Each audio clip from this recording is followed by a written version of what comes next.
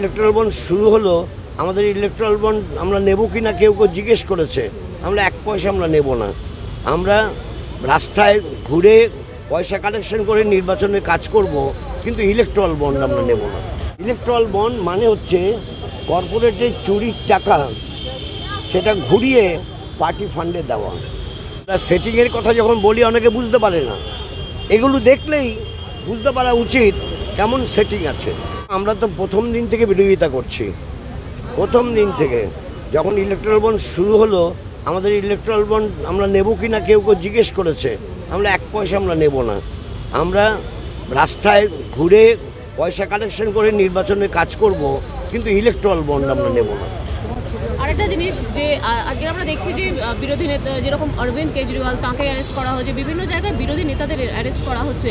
আবার বিজেপি বলছে ED CBI তাদের বাড়িতেই যাচ্ছে যাদের এই ধরনের অভিযোগ। আপনারা কি সত্যি এটা মানছেন যে বিরোধীদের বাড়িতে ইডি সিবিআই যাচ্ছে, নাকি সত্যি কোনো কারণও থাকতে পারে? না না, বিরোধী হলেই তাদের বাড়িতে চলে যাচ্ছে এরকম বোধহয় ঠিক নয়। কারণ যারা মানে লক্ষ লক্ষ টাকা কি বলবো বেনিয়মে পেয়েছে, সেই সব টাকা তো উদ্ধার করার জন্য ইডি সিবিআই যাচ্ছে।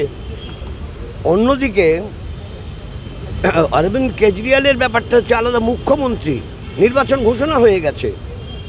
নির্বাচন ঘোষণার পর এটা আগে করা যেত।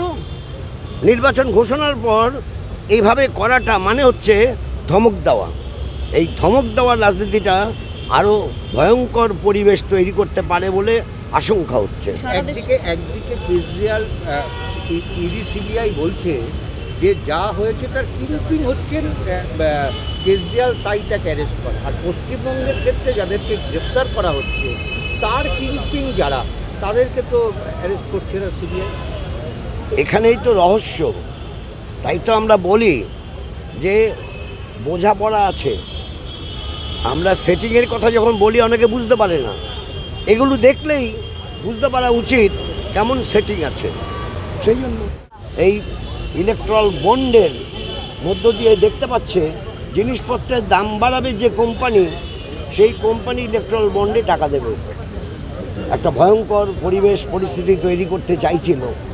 যাই হোক, ইলেকট্রাল বন্ডটা বোধহয় আপাতত বন্ধ থাকবে, এটাই সিদ্ধান্ত। ইলেকট্রাল বন্ড মানে হচ্ছে কর্পোরেটের চুরির টাকা সেটা ঘুরিয়ে পার্টি ফান্ডে দেওয়া। এই মামলাটা